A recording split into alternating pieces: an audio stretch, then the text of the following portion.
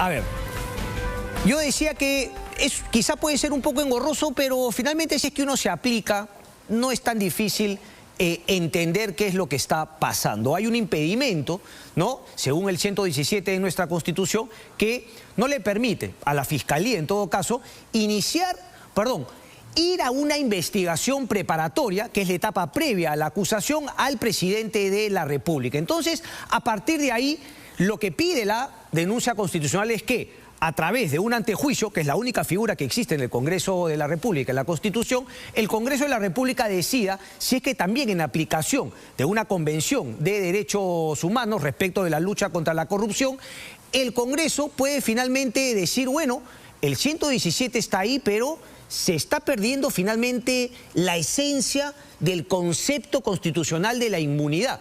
La inmunidad obviamente no tiene que ser impunidad. Por lo tanto, en concordancia con esa Convención de Derechos Humanos de Naciones Unidas, que también se supone se asume como parte de nuestra legislación, el Congreso puede decir, oye, ¿sabes qué? Efectivamente vamos a dar la autorización a la Fiscalía para que siga en la investigación al presidente de la República, pero ya no en la investigación preliminar, sino pase justamente a esa investigación preparatoria, que es la que, repito, definiría ya una acusación constitucional.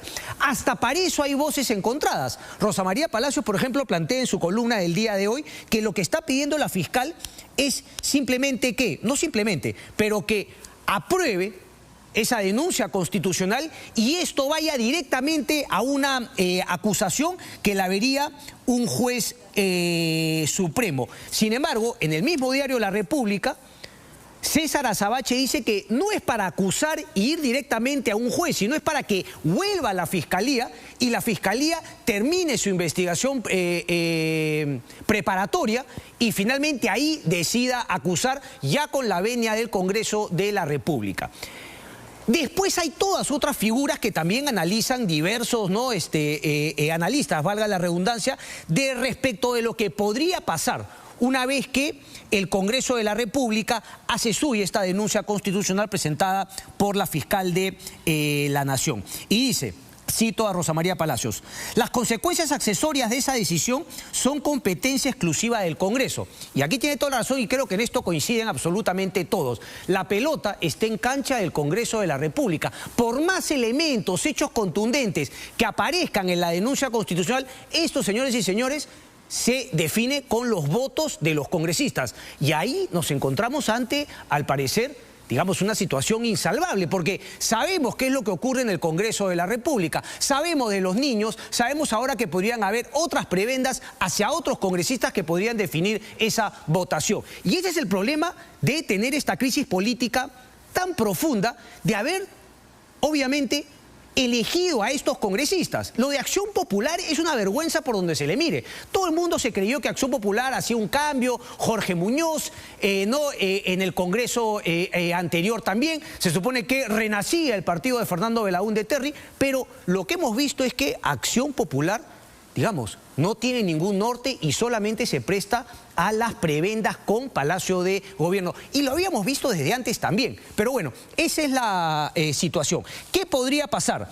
Cito nuevamente a Rosa María Palacios. Sobre esto, la permanencia o no en el poder de Castillo se abre en varios caminos. El primero, se le juzga estando en funciones. El segundo, se le suspende, pero retiene la presidencia hasta el término del juicio o hasta que termine el mandato original.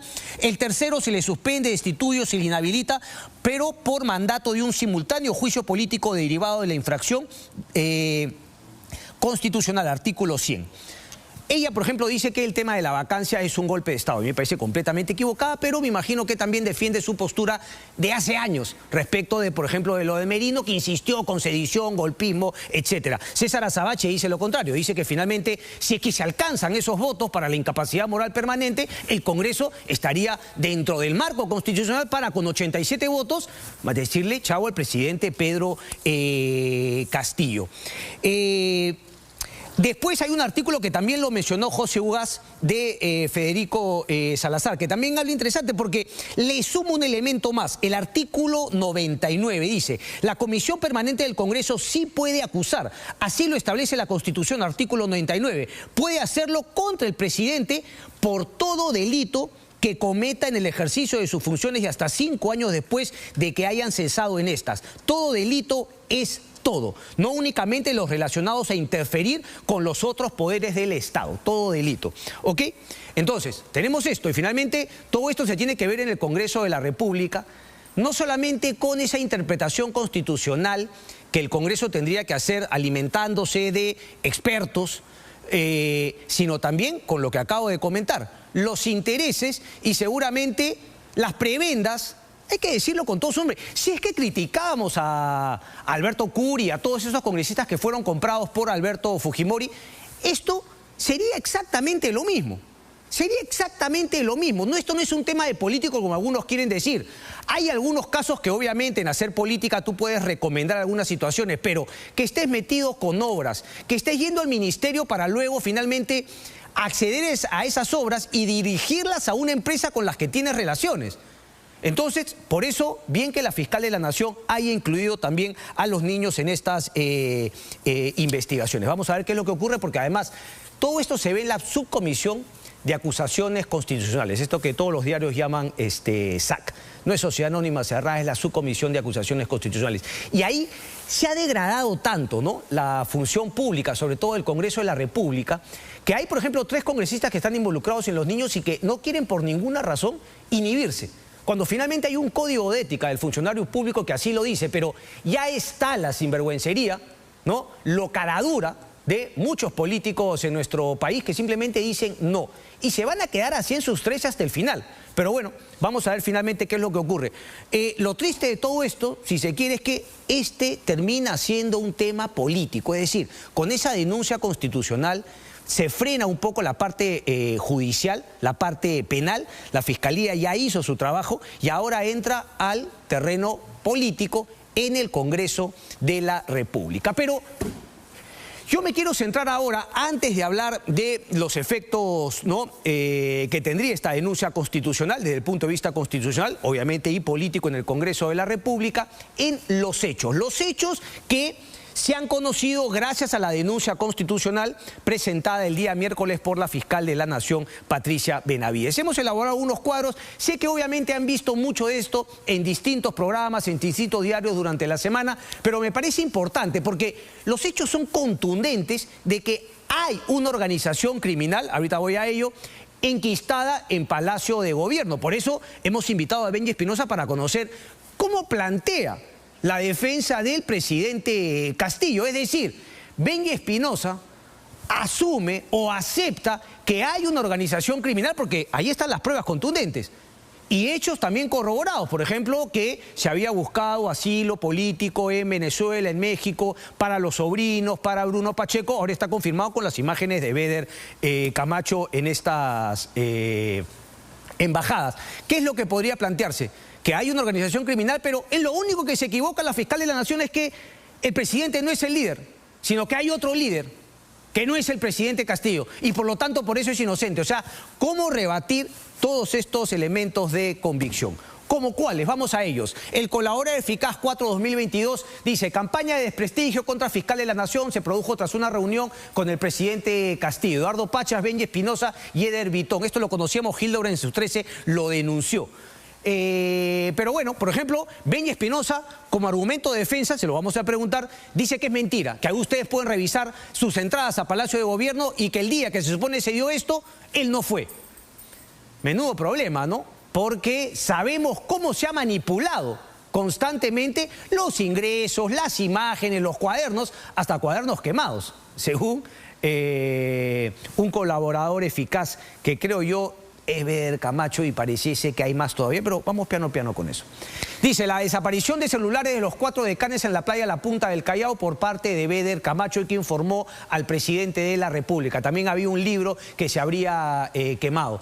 La pregunta es nuevamente, si es que efectivamente, como yo creo, Beder Camacho es el colaborador eficaz, aunque él lo niega, Beder Camacho ¿habría botado los celulares de los 4 decanes efectivamente en la punta?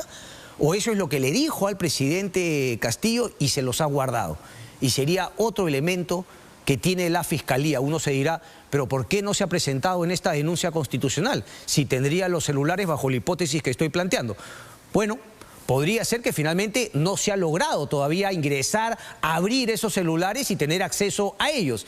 Se dice también en los corredores de la Fiscalía que hay un elemento, digamos, para abrir. ¿Cómo es que se llama este elemento cuando finalmente vas a abrir algo, algún documento que ha sido incautado por la Fiscalía, por la policía? Dímelo, por favor, Aníbal. Deslacrado, gracias. Habría un deslacrado pendiente que hacer con Beder Camacho en la Fiscalía. Podría ser, no sé, porque además quizá me estoy adelantando, además es un delito decir no o finalmente ponerle en nombre a un colaborador eficaz, pero estamos en el campo de la especulación. Genina Abel Cabrera declara, ante la Fiscalía, que él presentó a Heiner Alvarado ante Pedro Castillo, sin embargo dice que no influenció para que fuese nombrado ministro. Vamos a la otra, por favor. Estos son hechos, si ustedes tienen el tiempo y la curiosidad, que es fundamental, deberían leerse el documento de la denuncia constitucional, incluso hay un resumen de la Fiscalía que seguramente lo pueden encontrar en internet. El colaborador eficaz 02-2022, el 24 de agosto, que en el Buró Político estaban planeando copar el Ministerio de Vivienda y designar funcionarios en varios niveles. Bueno, esto lo sabemos hace bastante tiempo, además hay pruebas de hecho que lo corroboran. Obras, ¿no?, nombramientos, etcétera. Colaborador eficaz 03-2022, Jover Sánchez, y este es un punto importante, aquí aparece Fermín Silva, el dueño de la clínica La Luz. Jover Sánchez, sobrino de Fermín Silva, le entregó a Bruno Pacheco 2 sobres, uno con 15.000 y otro con 30.000, el cual era para Pedro Castillo. Colaborador eficaz 322, él mismo dice, explicó cómo es que Pedro Castillo envió a Auner Vázquez a negociar los votos de los niños para evitar la vacancia y le pidieron a cambio 12 cargos de direcciones de órganos en el Ministerio de la Producción. Ojo al piojo, porque si ustedes ven, muchos de los documentos que aparecen en esta denuncia mencionan efectivamente este colaborador eficaz, que por ejemplo Auner Vázquez fue enviado a negociar los votos de los niños. Y justamente, ¿quiénes han sido los detenidos? Salatiel Marrufo, 1, Abel Cabrera, Eder Vitón, Auner Vázquez, justamente el que está mencionado por el colaborador eficaz, Viberto Castillo y Alejandro Sánchez, que como sabemos está prófugo de la justicia. Entonces, ahí también concatenamos ese tema, como le gusta al amigo Benji, con, por ejemplo, una nota de Fernando Vivas que habla sobre el temor de las personas en la primera línea de defensa de Pedro Castillo. ¿Por qué? ¿Qué podría hablar, por ejemplo, ahora Auner Vázquez, que está detenido? El cerco se va achicando y finalmente cuando la gente se siente, digamos, asustada, suele finalmente contar la verdad para salvarse. Claro, Benji Espinosa, y con cierta razón, va a decir que, claro, cuando finalmente se ven así apretados, pueden contar cualquier cosa que la Fiscalía quiera, pero él mismo lo dice, lo que tienen que contar, lo tienen que contar finalmente con algunas pruebas que logren esa prueba indiciaria para que la Fiscalía pueda avanzar con su proceso. Entonces, no es tan cierto ese tema que te aprietan y te hacen inventar y decir cualquier macana. Lo más probable es que te aprieten y finalmente tú te veas empujado a contar la verdad para salvar el pellejo. Es la naturaleza humana, supervivencia. Vamos con más información, hechos concretos en la denuncia. Dímela ahora. Vamos ahorita. Colaborador eficaz. Entre septiembre y octubre del 2021, Samir Villaverde y Juan Silva coordinaron el cobro de porcentaje de obras que fueron adjudicadas a empresas chinas con ayuda de congresistas aliados. Aquí están los niños también. Otro colaborador eficaz explicó cómo es que Beder Camacho ayudaba a Bruno Pacheco por encargo del presidente y cómo coordina su traslado a una casa rústica en Huaral. Y ahora sabemos también cómo coordinaba en las embajadas la posibilidad de salir del país, tanto de los sobrinos como del propio Bruno Pacheco. Juan Silva le habría entregado 100.000 soles a Pedro Castillo por el caso Puente Tarata. Esto ya lo conocíamos de antaño con esos audios de Samir Villaverde. Vamos con el último cuadro. Dice, colaborador eficaz, Juan Silva habría pagado $1 millón de soles para ser ministro de Transportes. Jover Sánchez declaró ante la Fiscalía haber presenciado la entrega de dinero de Fermín Silva a Bruno Pacheco. Y Fermín Silva confirmó que dinero entregado a Bruno Pacheco era por el nombramiento de Hugo Chávez en Petroperú. Otro colaborador señala cómo Samir Villaverde le entregó 100.000 soles a Juan Silva. Había una nota interesantísima que me llamó la atención también, porque en el documento de la Fiscalía habla que Carelín López, según yo debo entender que según el documento de la Fiscalía, Carelín López habría confesado que le entregó 2 millones de soles a Bruno Pacheco por el tema de Petroperú con Samir Abuday. Entonces, a mí ese tema me parece fundamental. Salvo que se me haya pasado a mí, que soy un no sé, pero yo no había escuchado de la propia Fiscalía reconocer que Carelín López ha contado que le entregó 2 millones de soles a Bruno Pacheco para el presidente Castillo como coima de ese contrato de Petroperú. Ahí está, en la denuncia. Habría que finalmente indagar más. Por eso me parece un poquito raro, ¿no?, la situación de Carelín López y que aparezca este párrafo tan importante que habría que profundizar cómo se lo entregó, quién le dio esos 2 millones a Carelín López, a cambio finalmente de qué, etcétera, etcétera. Porque claro, hemos hablado de, digamos, corrupción menuda. Y ahora hablamos de 2 millones de soles que podría explicar, digamos, otras cantidades de dinero que tenía el entorno de esta organización criminal para intentar hacer otros negocios indebidos, como era finalmente el financiamiento de los proyectos de obra que se necesitaban para que el MEF finalmente dé la plata. Y todos estos movimientos que vimos de Lilia Paredes, de Jennifer Paredes, de los hermanos de Lilia Paredes, la primera dama, prestando dinero para sacar estos expedientes técnicos y finalmente hacerse de las obras. 2 millones de soles me parece que son importantes. Y claro, con esos 2 millones de soles me imagino que defensores, ¿no?, protectores, la verdad, una vergüenza, ¿no? Sin Ceso López, bueno, sin Ezio López, una vergüenza la manera como pretenden defender. O sea, su lema es: nosotros robamos menos, por lo tanto no nos hagan nada, pues, que no le hicieron a otros finalmente presidentes delincuentes, algunos muertos, otros vivos, fugados, y que todos tendrán que pagar frente a la justicia porque esperamos que el Ministerio Público haga su chamba. Es cierto, ahora la preocupación, o digamos la prioridad, es porque el señor Castillo esté en el poder. Pero antaño no teníamos las pruebas que tenemos ahora. Gracias a Lavajato conocimos toda la corrupción pasada y eso no debe haber impunidad. Hay que juzgar a todos, pero dar ese argumento para tratar de defender a Pedro Castillo, la verdad, con sociólogos como ese, uno entiende la situación del Perú. Vamos a hablar sobre los efectos. ¿Qué es lo que puede